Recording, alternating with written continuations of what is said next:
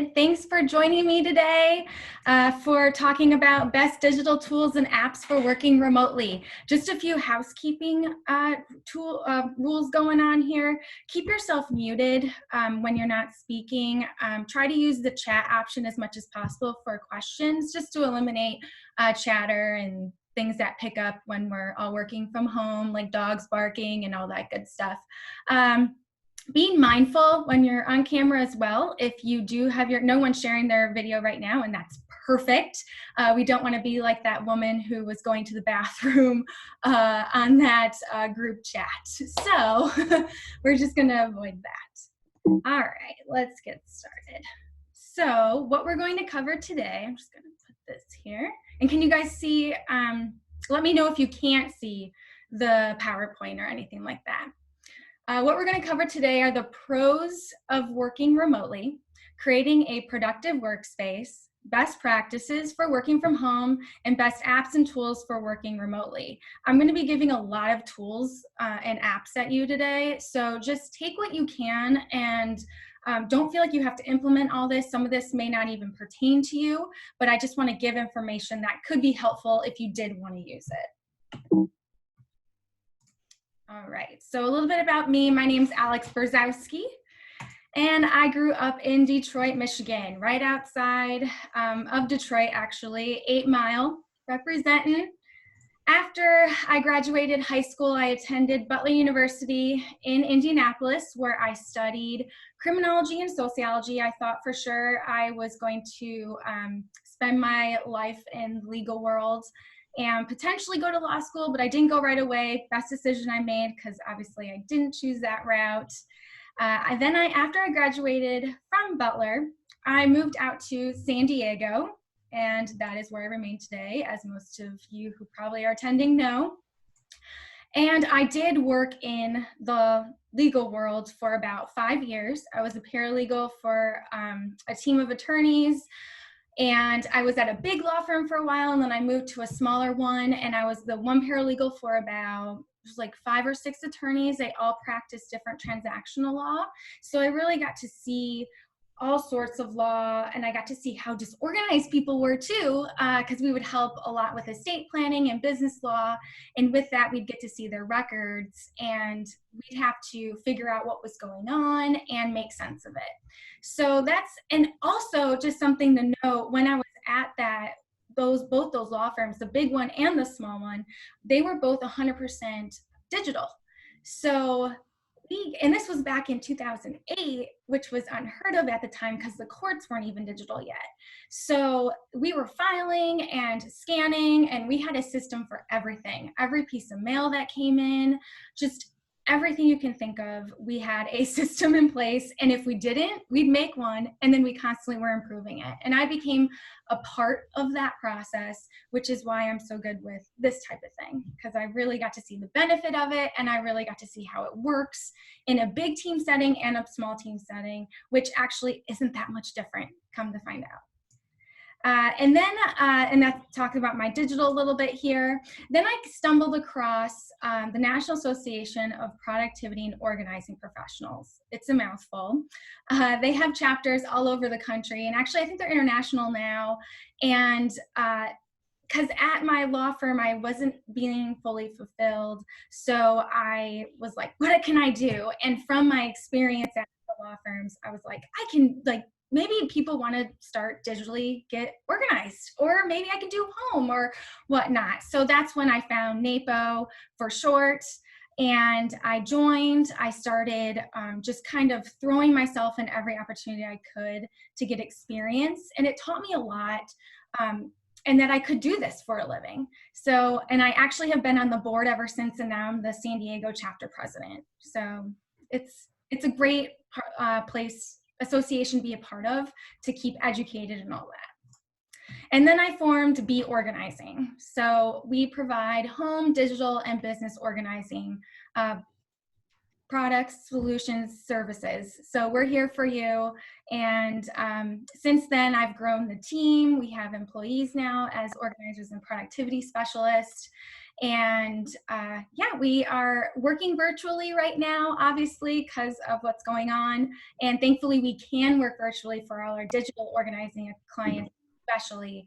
Home clients, it's a little bit tough right now, but obviously, we're still here when we can meet face to face. All right, so let's get started. So here are some pros to working remotely. Flexible schedule, if your work allows it. Obviously, not everybody's work will allow that, but if you can kind of come and go, that's great.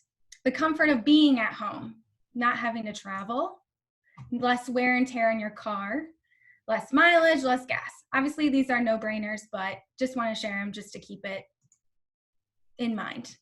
Better time management for personal life. This is, a lot of people can get stumped up on this because maybe you don't practice time management really well. So your time management skills really come into play when you're working from home, just to keep that separated, the work and personal life. And it can be more satisfying since you are at home. And I know I really have enjoyed working virtually with clients lately, and my clients have too. Shockingly, I was worried about it. We do have clients that we already do work with virtually, but there was a few locally that we were going out and we've switched them over to being virtual, and they've actually responded really well to it because they actually have more control.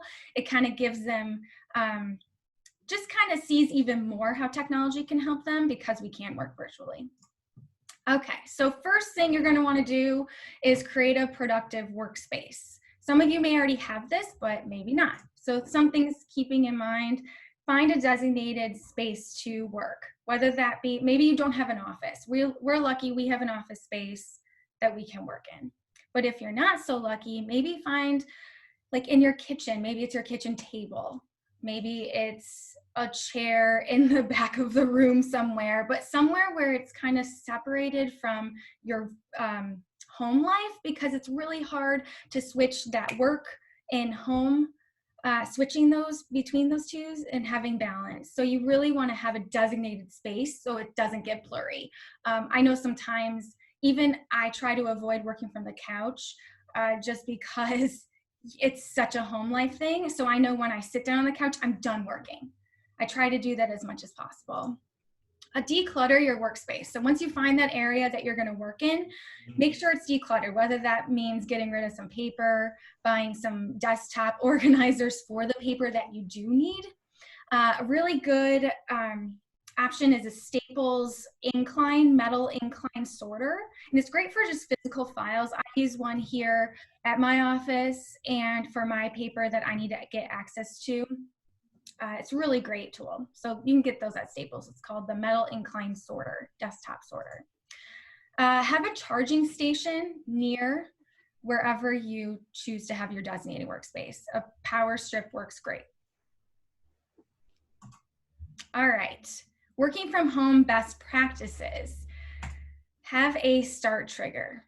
I know some people don't have this and it becomes really blurry and all of a sudden you're cleaning your house. Let's not do that. I mean, that's great, you want to clean your house, but that's a separate time. You should have a trigger that in the morning that gets you going, whether that be, like for me, every single morning I take out my dog, I come back in and I feed her, and then I grab my bowl of cereal and I sit down and start. Like that's it. That's my trigger. So my trigger is taking my dog out and feeding her, and immediately I start after that. It can be after a morning workout. It could be after your kids start school. I know that school right now might not be in, but they still are doing homework and things from home as far as I have heard. So just make sure you have that because you could really get easily distracted if you don't. Build in structured time for yourself. So that's why I was saying it's all good to do house cleaning, but schedule that time. Maybe, I know my fiance and I, we would do Thursday nights forever. And just, that was our time to do that. So outside of that, don't do it. But make sure you do schedule that time or else you're going to want to do that when you should be working. The power of threes. This is something I tell my clients a lot. I always like to say, write down 3 big things to get done in the week and then break it down into 3 tasks each day that you want to accomplish, whether that be to build your business, whether that means keeping your clients on, what you need to do that, whatever that means for you. But the power of threes, it's always three. If you do more than that, you kind of, what's the word? You kind of shoot yourself in the foot and start feeling really guilty when you don't hit that fourth one. So threes are really the number that I like to go with. And get out of your PJs and sweats. Sometimes it's fine. Sometimes it's totally fine, but maybe put on those jeans. Maybe you don't have to dress business. It can be casual, but just get dressed some way, because you can feel really dirty and not as motivated if you don't have that. And embrace technology, which is what we're going to go over today. It makes it easier to communicate virtually, stay connected right now. And it also can help you be more productive. Again, not every tool is going to be the best for you, but maybe a few here today will help you and make life easier for you now that you're working from home more.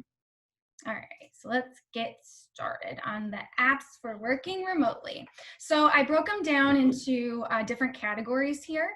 So the first one is communication, password managers, note-taking apps, to-do apps, scanning tools, project management. Not many people may need that, but it's good if you're working with other people, freelancers, independent contractors, or if you have a team. And then some Google tools just to kind of refresh. A lot of people know about them, but some don't. So I thought I'd cover them just briefly. And I'm not gonna tell you how to use every single one. I'm gonna tell you what they can do for you and what the options are for it. But in terms of actually setting up, that's a totally different ballgame. And I could do a whole presentation about every single one of these here. All right, so communication. The first one that we're gonna talk about is Zoom, which is what we're using today. It's great for video and audio meetings. Screen sharing, like we're doing here today. And please, if you need to use the chat option, please feel free to do so. It's at the bottom of your screen, I believe. Private or group chat options in the meeting, like I said. Gallery or active speaker view. This is something that you can change. If you see the video of me, there's a little 3 dots here, and you can change all the different views. There's grid view, all these different things that you can do with Zoom. Virtual background options. I'm not using that today, but as the host, I can actually change the background, and depending on your computer and if it's the most up-to-date version of it, you can do the same. It's pretty awesome that you can do that. Join by calling in. So if you want to set up a meeting, and let's say you're on the road and you don't necessarily want to be distracted with a video and having someone looking at you while you're driving, not that we can right now, but you can join by calling in. So that's a great option. You can also record meetings. I am recording this one right now, and which means I can send it to you guys later if you want to rewatch. There's a free version up to 100 participants, a 40-minute max though, for when there's more than 3 people in a meeting. So that's some limitation, but if you're 1-to-1 or 2-to-1, you can go talk forever, talk for 24 hours, great. Share screen, video, whatever you wanna do. The paid version is $14.99 a month per host. So I'm a host today, so it's $14.99 for me to have unlimited time and have 100 participants. So I'm good for today. Okay, Skype. Skype also does video and audio meetings, but they have IM when you're not physically in a meeting or in a video meeting. So right now, Zoom only allows you to do chats when you're live, whereas Skype, you may be, I don't know, you could be on the road, you could be just not on your phone, not on your computer or anything, and you'll still get those IMs once you log back into Skype. So it can be really good for businesses, bigger businesses. Make domestic and international calls with Skype, where you don't have to share your video screen or anything. It can actually be used as a phone communication tool. Screen share and document sharing as well. So, which kind of is nice in terms of, because I don't believe Zoom you can document share. So that's great that Skype you can. It tends to freeze up more than Zoom though. It's kind of more bulky. which is why a lot of people are trending more towards Zoom right now. It's a lot easier to use, very simple. So that's why it's kind of the leader in that. The free version is only Skype to Skype. So you'd have to create a Skype account and whatnot. And here, I've got somebody asking here. Let's see. Skype blocked me out of my account that I've had for 10 years, and I have contacted them over and over. Do you have customer service tips for Skype? I just read about this, actually, and I found out that their support is terrible and that it's even worse right now, unfortunately, which is another reason why people have moved more towards Zoom. Zoom has better customer service. That is for sure, a hands down thing. This is an issue, and it's not just you.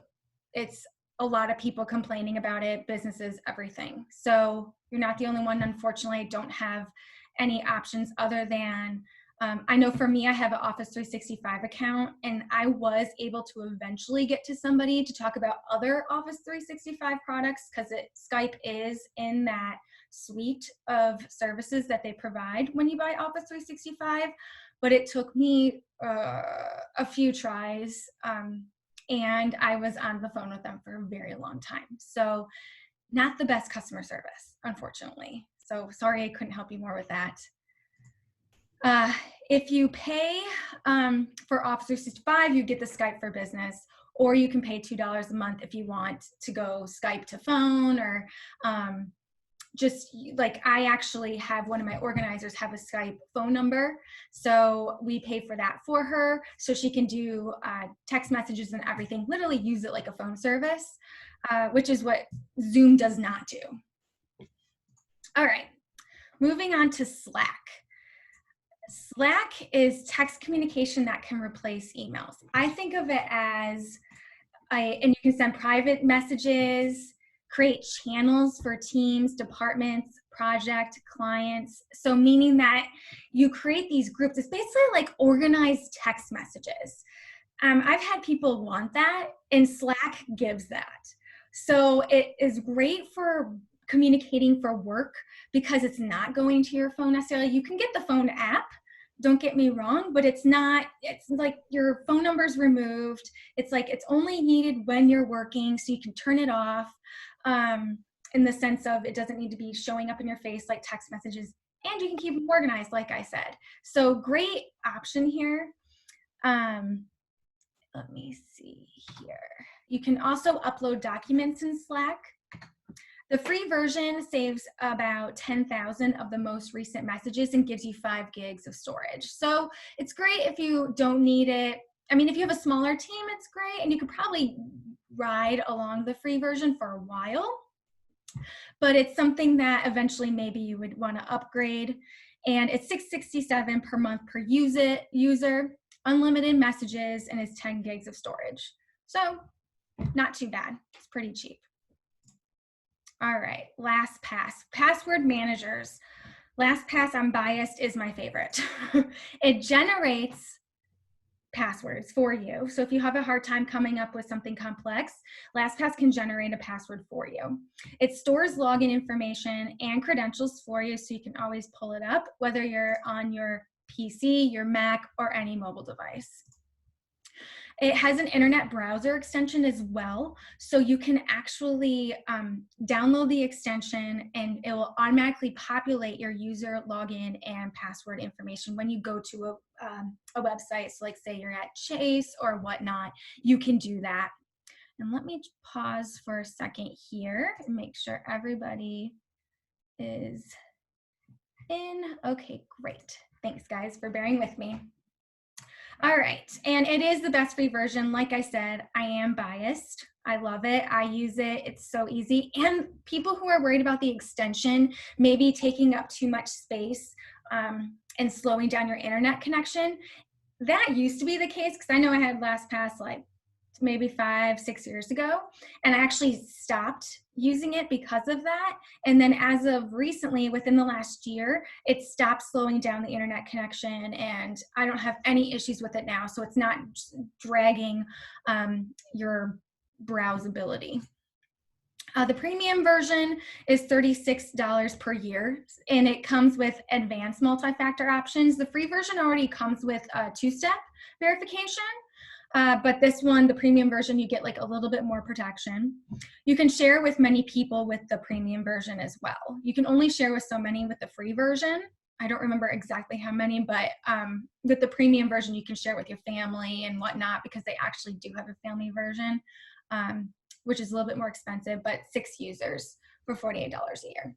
So I have the free version. I've never needed to upgrade to the paid ones, but it is an option if you wanted more protection. 1Password is a great one if you want to have a paid subscription service. It, again, stores login information and credentials. It works for Mac, PC, and mobile devices. This is where it gets a little different. It has an internet browser extension, just like LastPass, except for Safari. So if you're on a Mac or use any tablets or anything like that, it doesn't have an extension for Safari. So, but all the other versions, Chrome, Internet Explorer, does have an extension. But the other issue is that you have to download the app physically on your computer to be able to use it on here. So the good news about that is that you can use it offline. I bolded that there because you can use it offline. LastPass, you can't. But again, you have to have space in your computer to hold that. Again, both, I thought I removed that, both Mac and PC, has internet browser extension, offers a free trial version, but it's only for 30 days. And the base price is $35.88 per year. So that's what you're looking at when you use 1Password. I've had clients use this, they love it. So I do know it is a valuable option as well. All right, some well, I'm actually just gonna give you one note-taking app because there's so many out there, but I find that Evernote does the job just great. So you can access your notes from anywhere. You can type them in. You can scan your notes, which is great. You can literally be on your phone and take a picture in Evernote, and it will populate your note, and then you can title it however you want, and you'll be able to access it everywhere as a note in Evernote.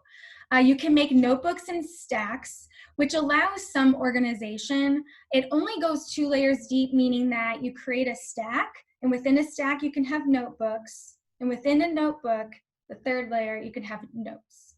So it gives you 3 layers of organization. Some people wish there was more layers to it, but for simple note-taking, this is a great tool for that. You can create grocery to-do lists, and it's free for basic.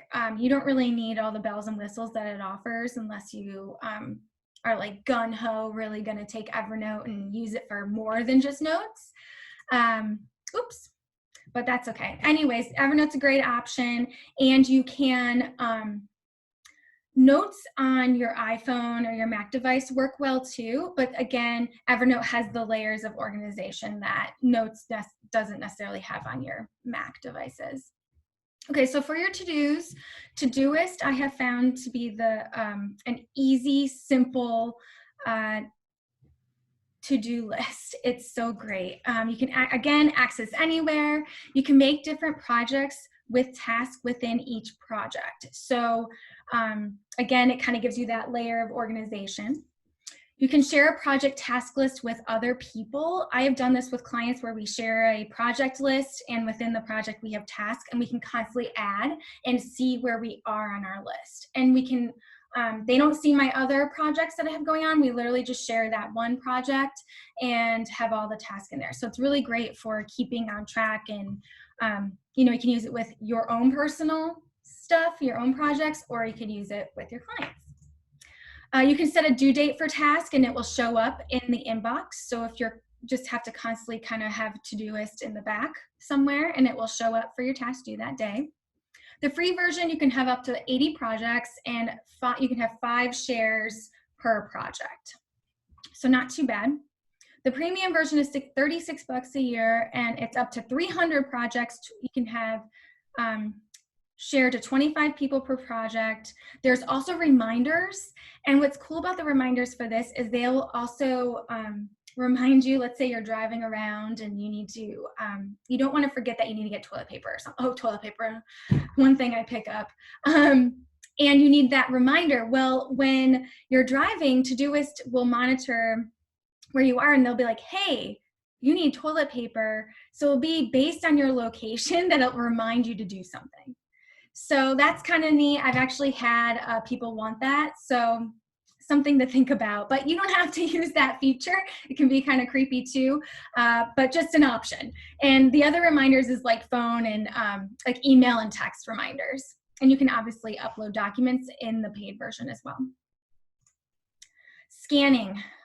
So I'm going to talk about two different options. One is for iPhone, and that would be Scannable. I love Scannable. It is so simple. It is by far the best one out there for ease of use. It is a point and shoot, like it's, you put it in front of what you want to scan and it automatically takes a picture of it.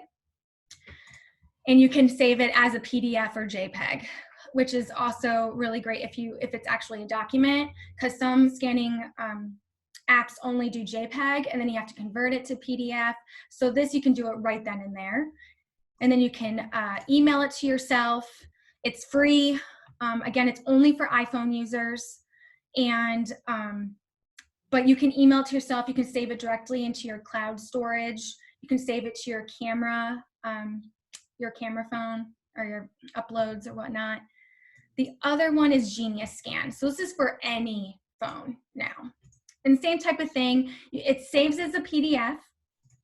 It's free, really easy to use too. I just am biased towards Scannable because I've just kind of gravitated towards that for my, it ties in with Evernote more, and that's also why. But Genius Scan is great too. I've had a lot of clients use it with success. So another option. All right, project management tools. So project management might not be needed for everybody. It's for if you're working for a team and you need to keep your tasks and projects all moving forward, you want to know what's going on. It kind of eliminates some of the email back and forth because you can put a note in there, you can comment on projects. So I'm talking about 3 today, or yeah, so each one is a little bit different. And again, it might not pertain to you, but just know that they're available. So Trello is simple and flexible. You create boards for your projects, which then you can be organized into lists and categories.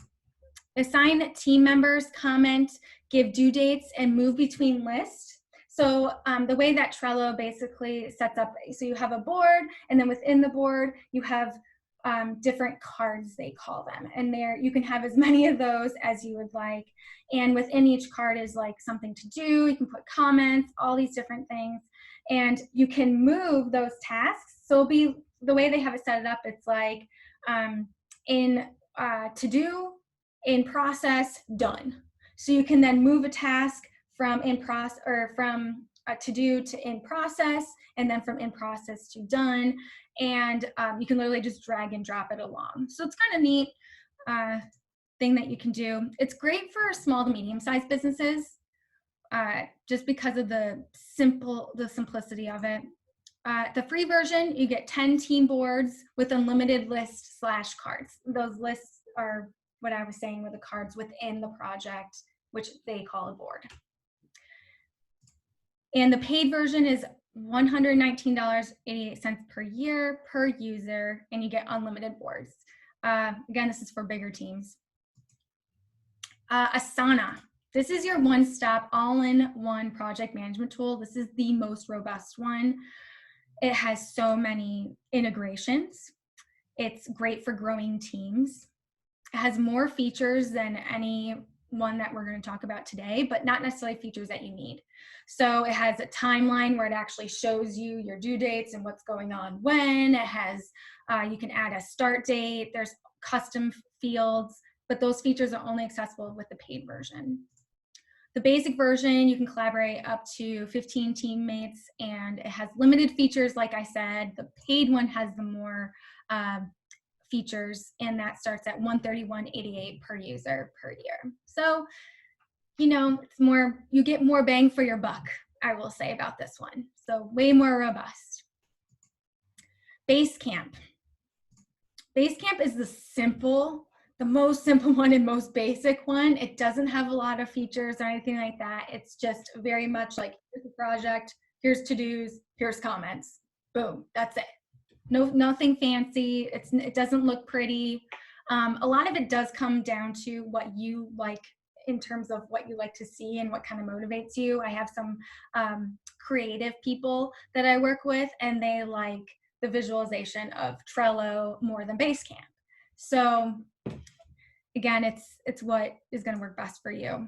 It's easy to share ideas, organize conversations, and make sure everyone's on the same page for your project. Obviously, it's cheapest and easiest for individuals or small teams. It's really great if you have subcontractors that you work with. I know that I use it for my virtual assistants. So they help me with my social media or my newsletter, and that's where I communicate best with them. The free version, you can have 3 projects and 20 users. The paid version is $99 per month flat rate for unlimited projects and users. So it's not too bad when you look at it that way, because your whole team can be on there for $99 per month, but it doesn't go up. That's better if you have a larger team. Obviously, it wouldn't be necessarily cost effective if you only had, 10 people or less. All right, lastly, I'm going to talk about Google the G Suite. You probably already know these tools, but I just want to go over them because they can be so crucial right now that we're working from home. Gmail, obviously, email. Put it on Outlook if you want to use it on Outlook and that's what you're used to at home or at work. You can access it on Mac Mail as well, so their tool for mail. Google Calendar can sync everywhere. It can sync to your computer, your phone, just anywhere, and utilize it. I like to put my big, so instead of a running to-do list for me necessarily outside of my projects, I like to have like my phone calls that I need to make on my calendar. And I use Google Calendar for that, and it syncs to my phone and my computer, so I can see easily on there, and everything I do there switches everywhere. So really easy to use, and you just have to make sure if you do want to switch to that, turn off your iPhone or make it the default calendar on your iPhone, I should say. And that's in settings, calendar, default calendar, click your Google one. Google Drive is a great cloud storage solution, especially because, Google has so much free storage. They give you 15 gigs for free. And it comes with the G Suite, which is what I'm talking about. It's basically their version of Office 365. So it's their version of Word, their version of Excel, and their version of PowerPoint. And they call it, so instead of Microsoft Office, it's called G Docs. And then instead of Excel, it's called G Sheets. Instead of PowerPoint, it's G Slides. So great tool, really easy to use. You can collaborate in real time with other members of your team, and you can see as they're changing things right then and there. It's a great option, and it's so easy because you can just keep it all in the cloud. You can always access it in the cloud. You can literally access it anywhere, and you can set up a 2-step verification. And they have become their paid versions for business. You can actually have it at your domain name.com. So for example, my email is alexb@beorganizing.com. That is actually through Google. I have the G Suite. So I go to Gmail to check my calendar. My Google Drive is located under that. My calendar, everything is under the Google Suite. Now I can still, like I said, you can still have the email be showing up in your Outlook or in your Mac Mail. It's really simple to set that up. So they're the viewer for your email, whereas Google's holding all your emails and shooting them out to where the viewers are. So great option here, and so beneficial if you're looking to just get organized, get your documents organized, just kind of, it's your one-stop shop for all those type of things. All right. Does anybody have any questions? Feel free to use the chat, or if you want to unmute yourself now, you can.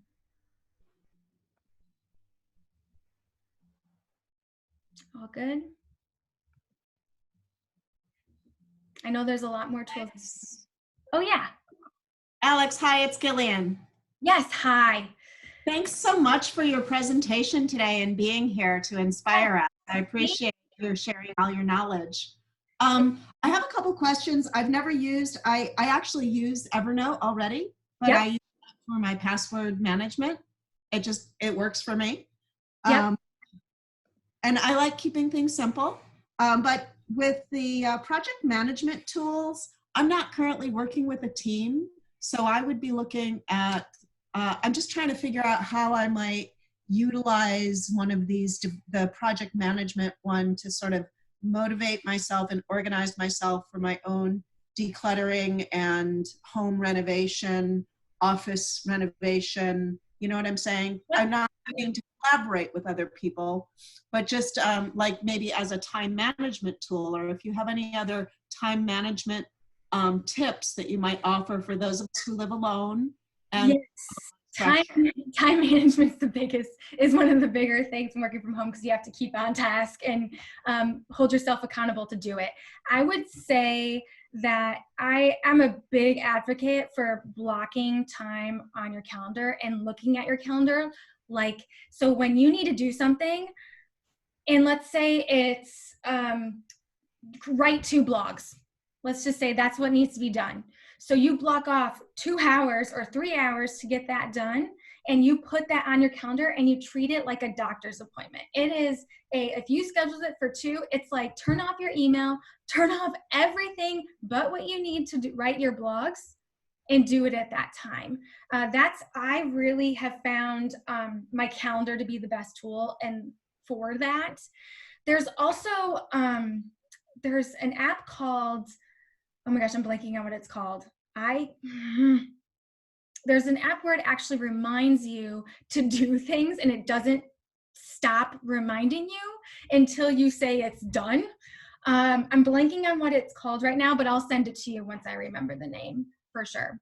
Um, and I know somebody asked about the difference between Trello and Slack. So Trello's project management, and yeah, you can communicate through it. Slack is purely communication. So it's purely just going back and forth and organizing it's like I said earlier, your text messages ultimately, although it's not connected to your phone data text messages. So it's really good. It's basically like the instant messenger. Remember AIM back in the day? It's like that, but more organized and with your team. So you can collaborate with people in there, and it eliminates the need for so many emails. Trello does more like it has actual to-do list and different, so you can comment on there. So it has more options in terms of it's not just communication. It's like, this is what's being done. This is what needs to be done. Whereas Slack is the communication aspect. I hope that clears that up. A little bit. And Office, have you been using Office 365 for business? Have been trying to use Planner, tasks, to-dos, and Teams for projects. It's too complicated. Thoughts? So Office 365, I do pay for it, but I only pay for it because I want to use Office, PowerPoint, and Excel.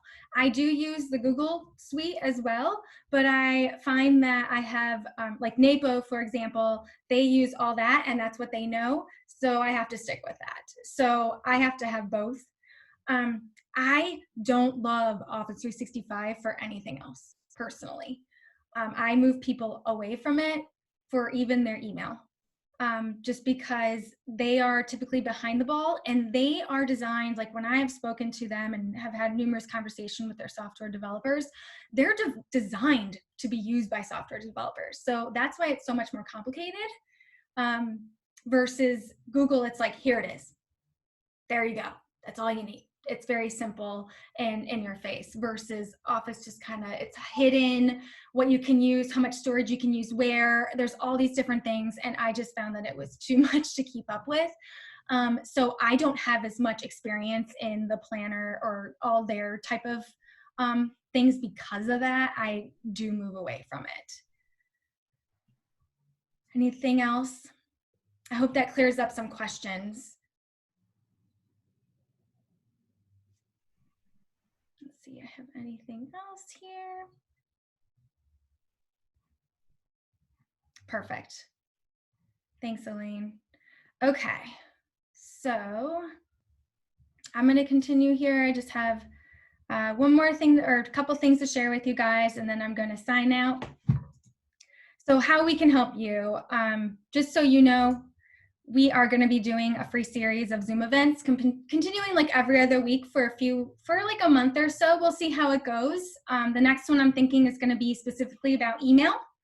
And then I think I might do one about organizing your paper and becoming paperless and getting your digital documents in order. I'm going to do the same type of thing like we're doing right now. So a Zoom meeting where you can register. So look out for that. We're in the process of creating a photo organizing online course for people. It's going to take a little bit of time, but just so you know, it's coming out. So look out for it. And also my offer to you, yes, love that people are excited about photos. My offer to you is 20% off the first month of our Be Clear monthly plans. And you just have to schedule your virtual session before April 17th. I know that some of you may want to use this time to get more organized, so I'm offering this to you so you can do that to meet virtually.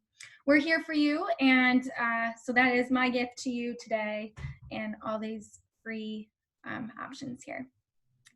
And I want to leave you that for every minute spent in organizing and hours earned, Benjamin Franklin. And here's my information should you need it. Here you go. I'll leave it up just for a minute here. And if anybody has any other questions or any suggestions on topics they would like to hear more about, please send me an email or send it in the group chat. Anything is helpful. I want to give people as much as I can right now. So let me know. We're here. Music on PCs. Oh, yes. For sure. All right. Thank you guys so much. And perfect. Yes, send me some email with suggestions. I'm taking them. Bring them. All right. Thank you guys so much for attending. And if you have any more questions, feel free to reach out to me outside of this. And have a great, and thank you for attending again. Thank you, thank you, thank you. Have a great rest of your day. And you know what? At least in San Diego, it's nice out. Go for a walk. All right. Bye for now.